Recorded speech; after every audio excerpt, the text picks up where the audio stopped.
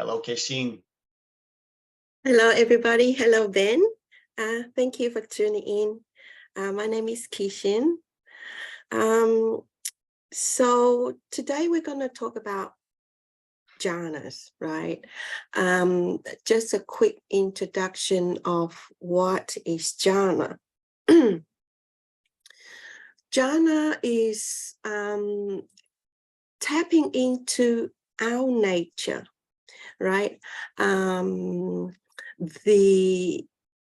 beautiful qualities of happiness, of expansion of consciousness that isn't dependent on the stimulus of our senses.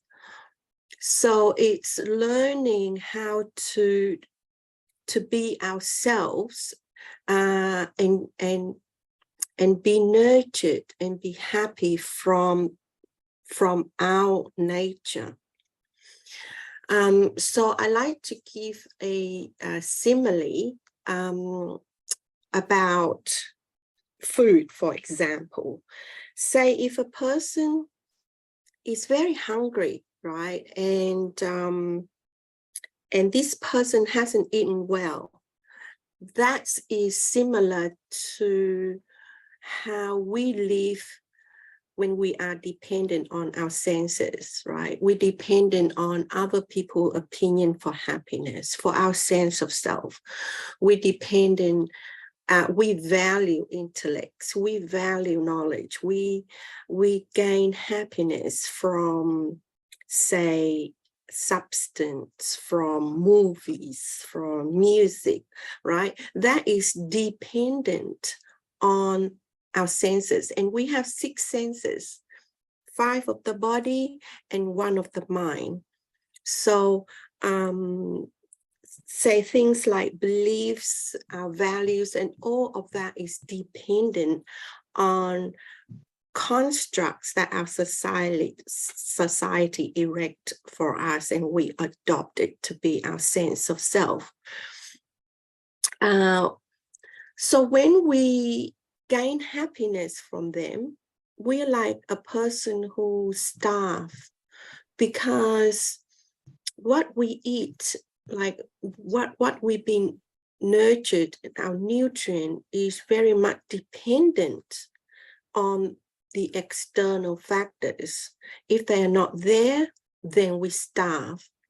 So if a person is rich and famous, he'll never get satisfied.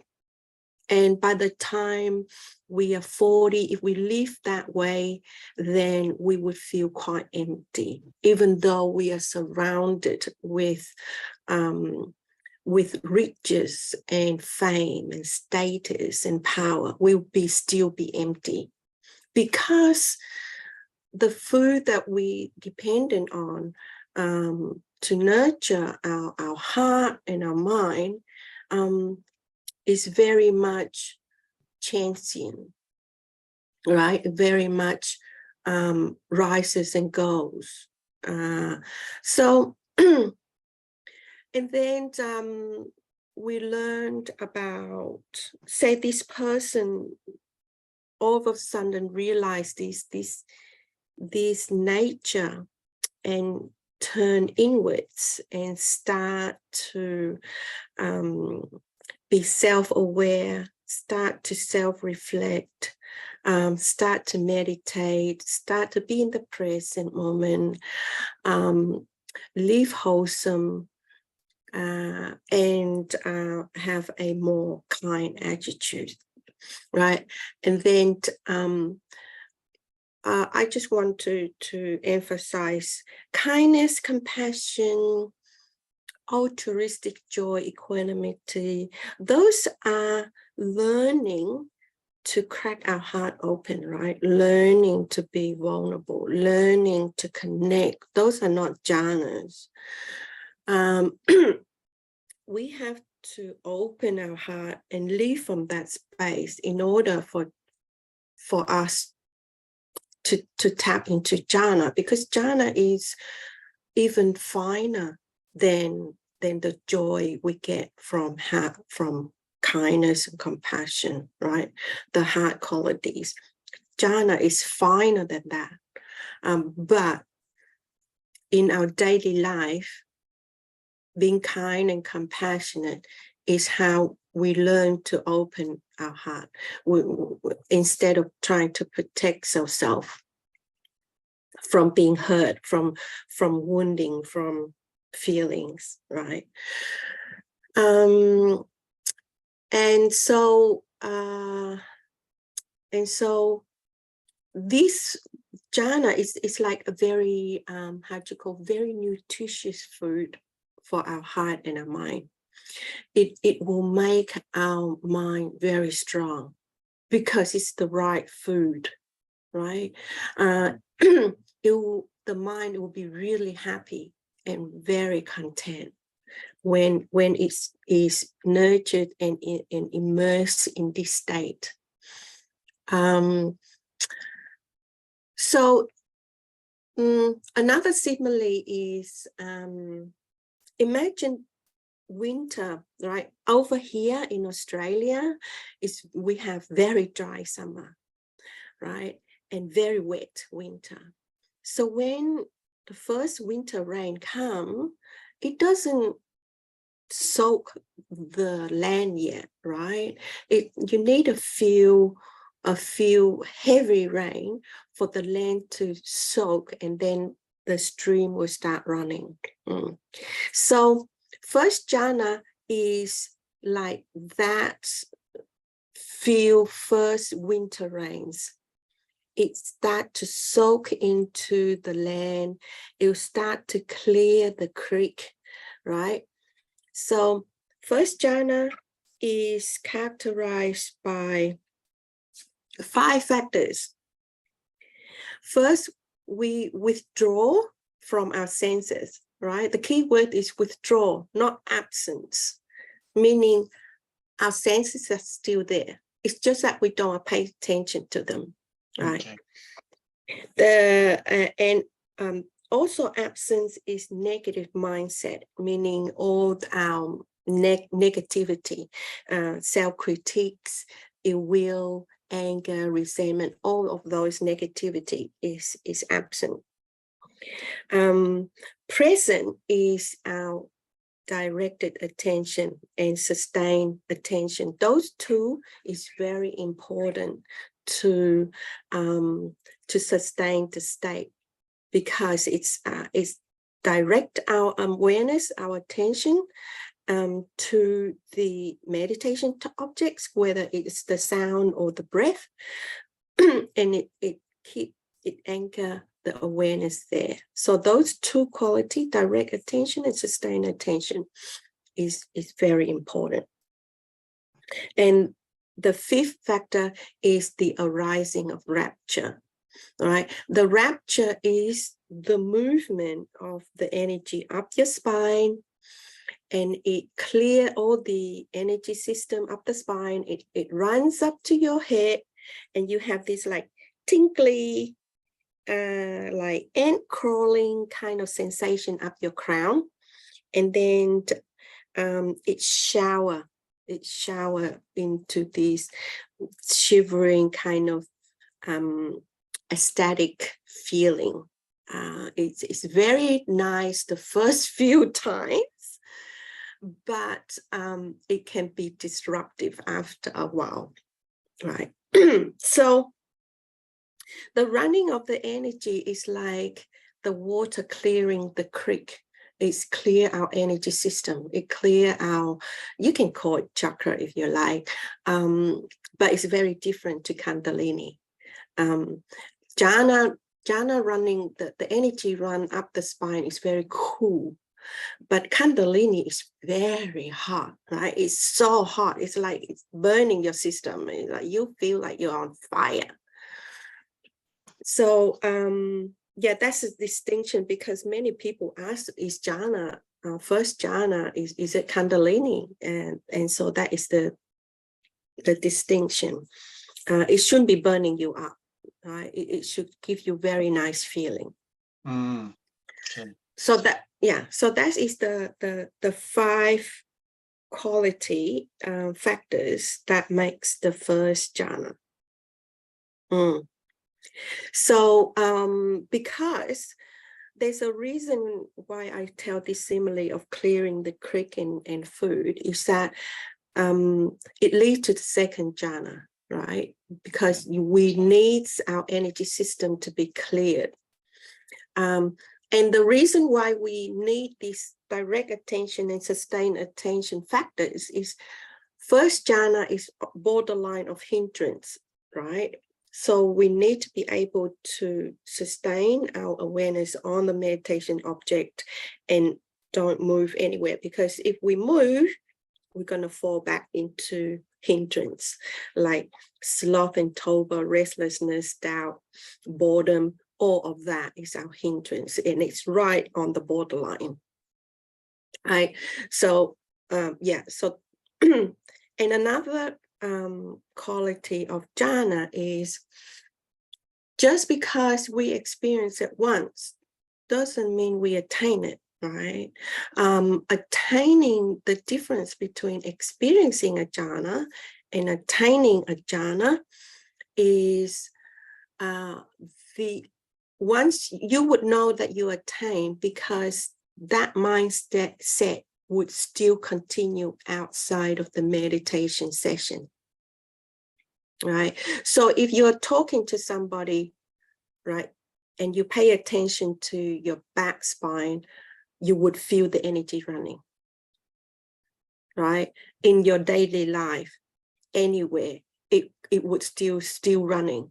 Just because we get up and move doesn't mean that mind state would stop, right? So that is an indication that you've attained it, because you can't move to the second jhana unless you attain the first. And experiencing it is just, we experience this state, but we can't get it back again. And yeah, another quality of attaining it is the next time you sit, you'll be entering into it very easily. Right? You just pay attention to your back and the energy will start running. Okay. Also, another, I'm not too sure because I haven't compare notes with many people, but how I experience it is there is a phenomenon change when you're in the first jhana, this kind of spinning phenomenon where I would sit and my mind would start spinning, right? Really rocking, right? If you look, I would go to the temple like every Friday night and I would meditate like 3 or 4 hours, and then people would see my body rocking, right? Yeah. So that is not like sloth and torpor, that is spinning, right? So in my head, I was spinning like this. And is it due to that upward movement of energy that you were talking about? Yes, the release, the clearing. If it goes too fast, then your mind starts spinning, and it will. Because in the beginning, it runs only a little bit, and you're able to experience this. But when it starts to move very fast, your mind will start spinning. It's all part of clearing the system.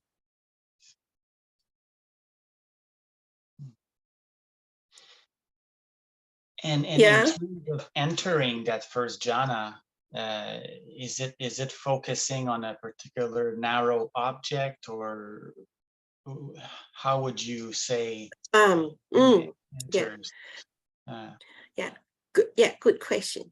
So to enter first jhana, I can only share my experience. And the way I do it is you sit, you relax, and you just be present, right? And for me, I found being present, to use sound to anchor my awareness in the present moment, right? It's for me, is better than breath, because breath is so subtle and I tend to control it too early. So in the beginning, I would stay with sound, right? I would just listen to sound and just accept whatever there is. And I would notice any resistance and would just let it go. And then if the breath comes, then I'll stay with the breath, but I don't force it to come. All right. Okay. Yeah. So, and then, but after that, the mind would calm, would because we're not entering into our past, present, or future. We just stay with the present moment with sound. So the mind would naturally calm down. And once it calms, there is this moment of peace, relaxation, right? It's quite a nice state, right? And and then all of a sudden you start feeling the energy move. At that point, then if we know what we're doing, then we would let go of the peace and we'll go into that feeling of rapture. I found we got to understand that we can utilize a lot of tools, but we got to remember that they are all tools. They are not the practice, right? People use mantra to anchor their mind if their mind is too busy. They could use the breath, of course. They could use visualization. Sometimes I would visual the clearing of my system in my energy system. So yeah, utilize. This is very personal journey. So everybody use whatever work for them. But if they have a bag of toolkit, then they can experiment. Yeah. So what worked for me might not work for others. It's up to them to see what worked for them. But the 5 factors would always be the same for everybody. Instead of the running of the energy, some people report like bubbling kind of floating kind of feeling, not so vivid and strong. Sometimes I would feel the running like a thunderbolt. It would be so strong. Sometimes I would meditate and I would be so tired and my body would slouch, right? And when this energy run, it would bolt your back up like this because it's so strong. It's like, yeah, it just jerk your back straight up. Wow. Yeah. So that is the spectrum. It could be gentle or it could be quite intense. Okay. Is it possible in that spectrum that some people, they may experience energy, but only in certain parts of their bodies? For example, feeling like warmth in their hands or some bubbling energy inside their head, but not in the spine, for instance. The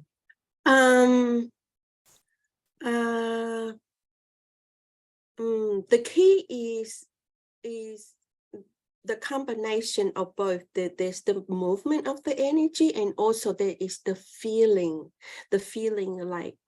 like ecstasy, the feeling of like you can say like orgasmic kind of feeling, right? Quite intense. So if there is some kind of warmth or some kind of energy together with this feeling, then together with the other 4 factors, then yes, then you can say you're in first jhana.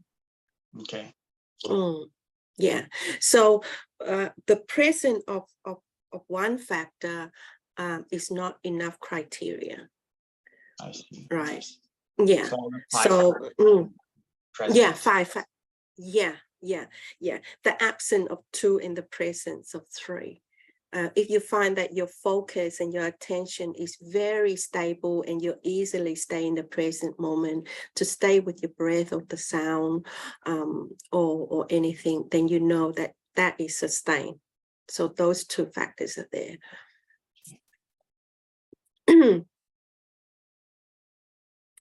Yeah. So anything I missed for first jhana? Concerning the rapture, are there degrees there too? Like, let's say some have some, the absence of the hindrances and all the factors are there, but there's some energy movement. But the rapture is like more like a very mild ease, or a sense of joy in the meditation, but very gentle or mild. Would that count as? Okay. Yeah. This is the thing. Even when I was walking the path, it's very hard to know where you are, right? It's very hard to really, and for me, it's not important at all. It's to know where I am, because I enjoy this state so much. I have no expectation of any level, right? So any peace, any joy is icing on the cake, right? But for me, it's just sitting on the cushion, just that 5 minutes of being nobody, going nowhere, achieve nothing is a relief for me.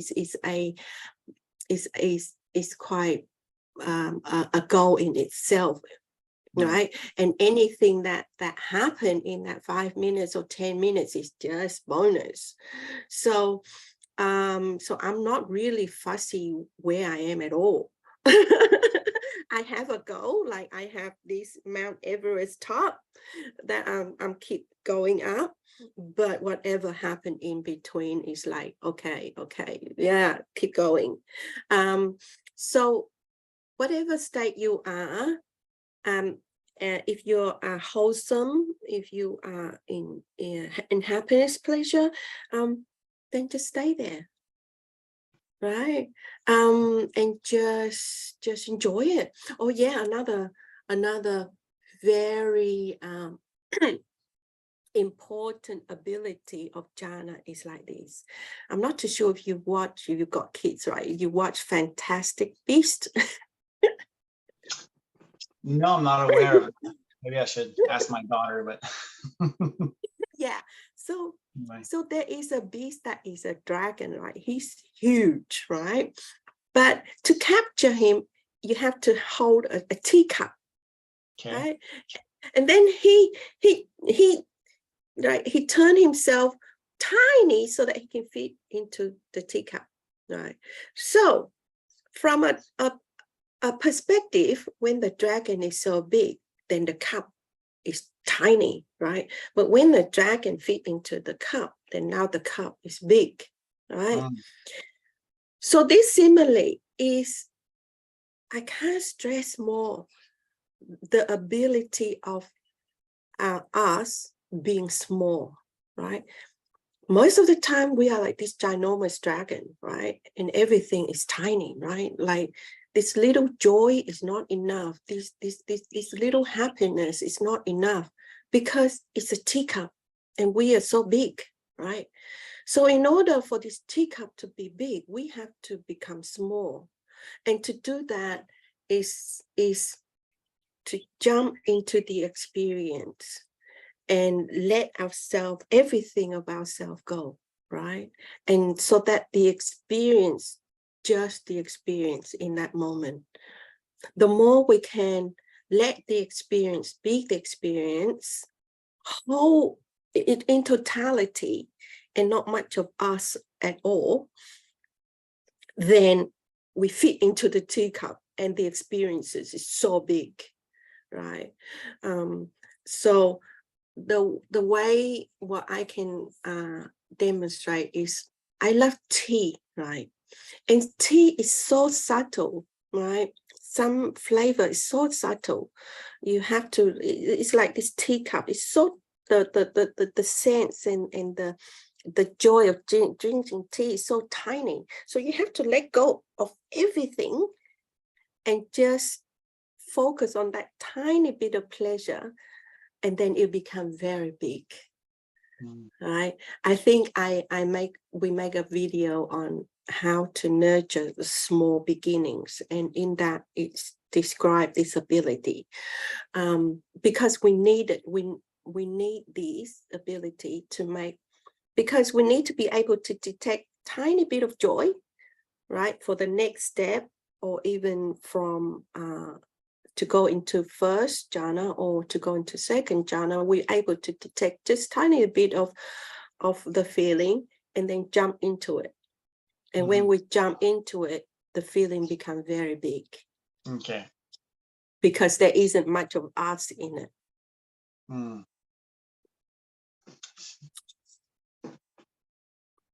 So with your experience, or if you want to make it big, then you have to jump into it. And jumping into it meaning don't bother about watching, don't bother about vipassana, don't worry about knowing, right? So another quality of jhana, it is both absorption and vipassana, right? So the absorption, it's both absorption. It's both and vipassana, insight. Okay, both are together. Yes, yes. Okay. So jhana is both of that quality. I've heard a lot of misunderstanding that jhana is just samatha practice, and then you have to go and do some other vipassana practice to get insight, right?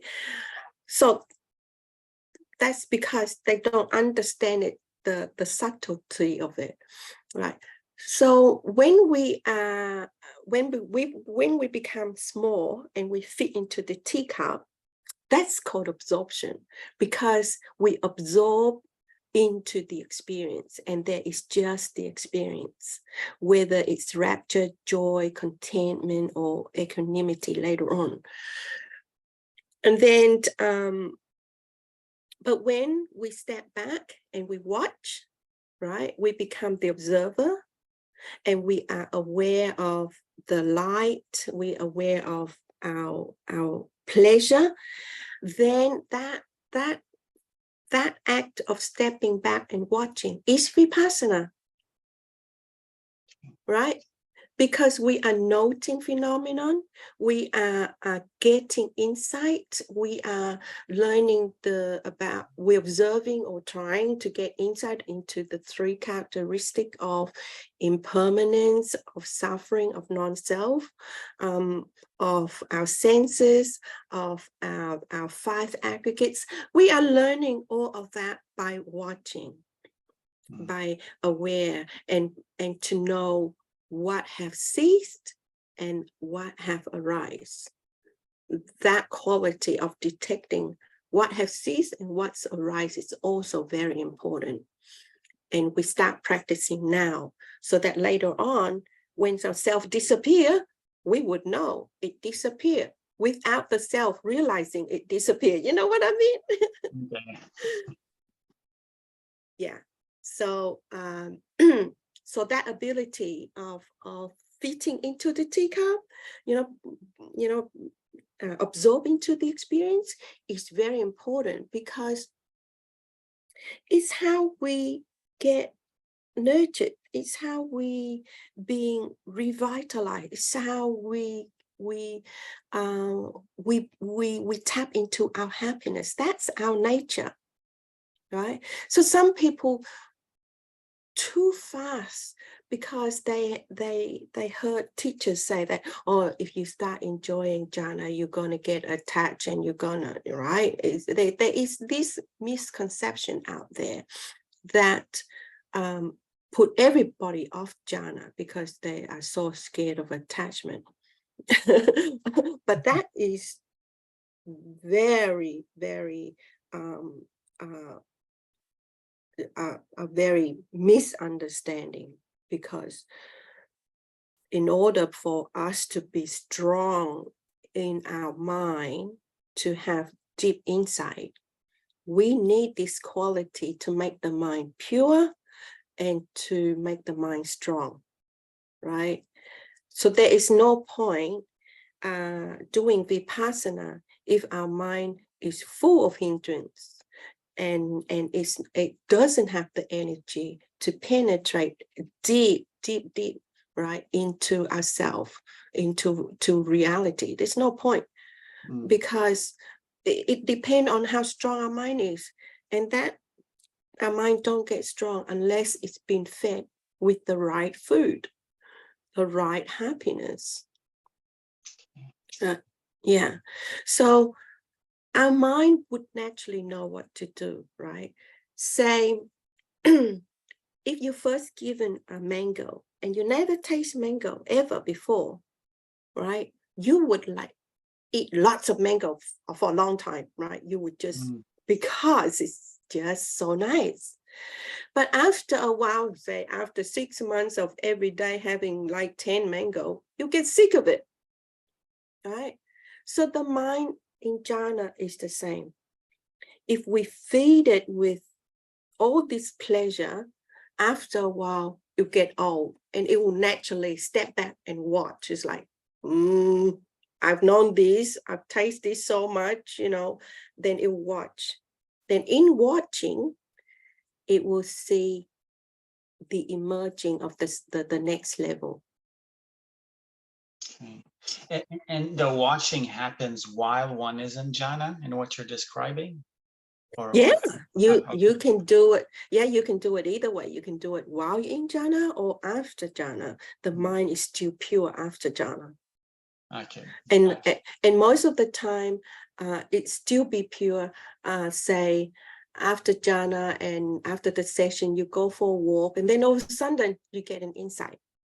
Or you'll be showering and then you get an insight. Whatever the problem that you enter jhana with to solve. It could be personal problem. It could be creative problem. It could be dharma problem.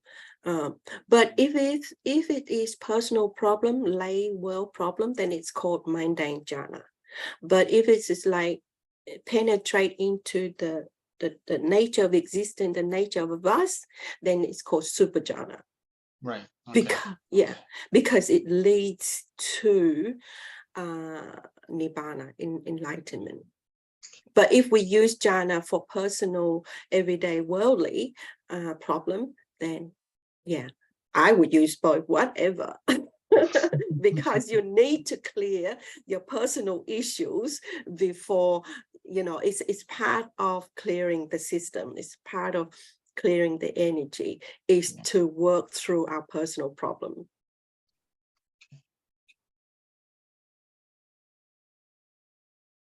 Yeah. Nice. So the first jhana has very strong physical aspect to it, right? Like you talk about. Yes. And it will get subtler. It's all about reaching samadhi, and samadhi is the fourth jhana. It's the stillness, it's calming. So each jhana is a progression of calming down the mind, making the mind strong, flexible. It will go wherever we direct it to. But because it's happy, the thing is, we can't be happy unless we are full, right? So for a person who is hungry, he'll just eat and eat and eat and eat until he's full, right? The same with us, the same with jhana, right? We would go into first, second, third is when we are full. We're so full, right? I'll talk more, but I'll just give like a rough kind of scenario. And then when we're full, we're happy, right? We just like, the mind is like, doesn't have anything that it would worry about or disturb it or move it. Then it will become still. It will come one-pointedness, and that is samadhi. It's not concentration, it's stillness, it's one-pointedness. Yeah, and then that is while we're still in the body. We still have the senses, but it doesn't bother us. But once we're in a rupa, we're not in the body anymore. Right? So that's way later on. Yeah.